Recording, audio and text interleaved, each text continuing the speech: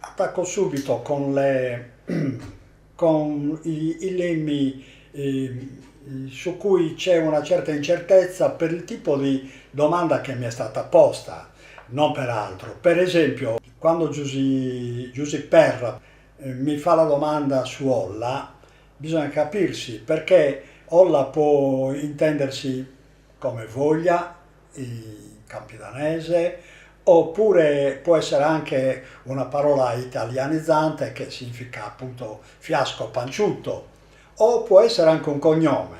Se è un cognome ci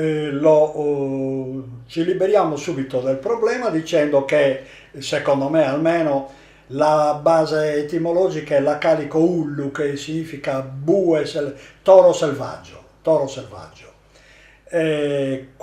Perciò eventualmente Giusepperra avesse da riporre la propria domanda in termini più corretti, voglia dire esattamente qualcosa in più, io sarò grato di risponderle. Per quanto riguarda Michele Lupino Codonesu, lui pone la domanda su Bozziga, spero che sia giusta la pronuncia, e lui scrive anche la frase: non si dette una bozziga col significato di è troppo buio, oppure gli dà il significato di poco o nulla.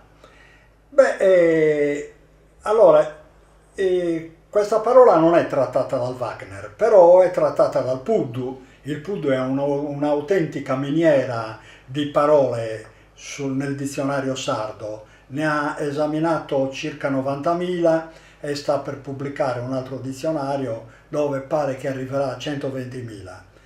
E dal Puddu riesco a trovare per Bozziga questo significato: nughe o imboligheddu minudu, oppure murutulu de pabiru, per cominciare sull'orumu, cioè in pratica è un nocciolo,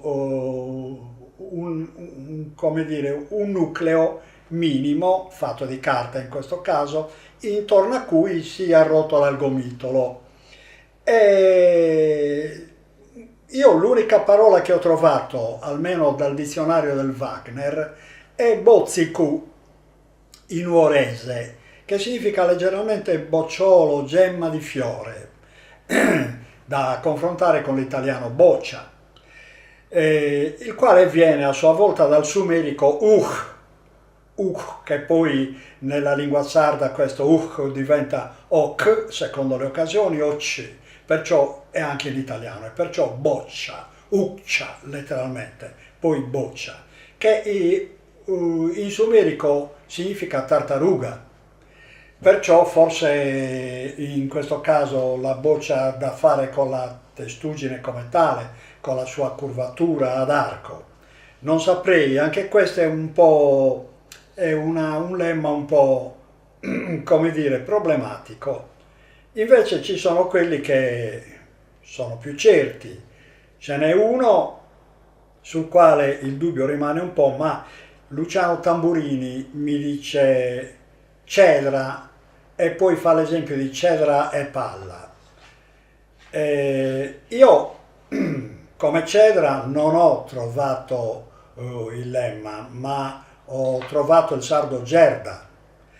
Sappiamo tutti che significa, no? Vabbè, significa anche i minuzzoli di grasso di maiale, eccetera, residuati dal lavoro, dalla produzione dello strutto, ma per gerda si intende in sardo anche il graticcio, tessuto con paglia appunto, ma per precisare meglio, tessuto con giunco, perché la paglia in sé non si lascia utilizzare in questo senso. Quando usiamo la parola palla in Sardegna significa proprio giunco o cosa del genere, falasco, eccetera, perché sono materiali leggeri, gestibili, però molto resistenti e che durano nel tempo. Per cui la gerda è proprio come dire, un cestino o cosa del genere, Normalmente si fabbricano a milis, anche come stuoie per sciorinarvi la frutta o per proteggerla, perciò nel caso di milisi si tratta anche eh, di stuoie tipo silos per intenderci, entro le quali si possono mettere granaglie eccetera. Comunque la gerda la troviamo anche in italiano, la parola gerda, in sardo gerda e palla appunto, cioè contenitore di paglia. La gerda è un contenitore e deriva direttamente dal sumerico gir, che noi oggi pronunceremo gir, che significa proprio giara, cioè contenitore, però significa anche, questo gir in sumerico ha due significati, significa anche erbaccia, cioè per erbaccia intendiamo sempre quelle che si possono utilizzare per i lavori appunto di stuoie o altre cose. Un tempo l'erbaccia era utilizzata in Sardegna in mille modi, abbiamo decine e decine di tipi di erbacce da cui si faceva un po' di tutto, compresi i cestini, per esempio l'erbaccia della Sfodelo e così via. Comunque gir, erbaccia più dag, afferrare, prendere, cogliere, in sumerico da girdab, eh, che significa letteralmente o recipiente per cattura o, che è la stessa cosa, recipiente sottinteso di erba palustre per pesca, per catturare. Cioè da lì capiamo che il significato originario della gerda, almeno presso i Sumeri o presso i Sardi che utilizzavano ugualmente come i Sumeri la stessa lingua, il significato originario della gerda era quello di pescare i pesci. Evidentemente era un tessuto largo che lasciava passare l'acqua.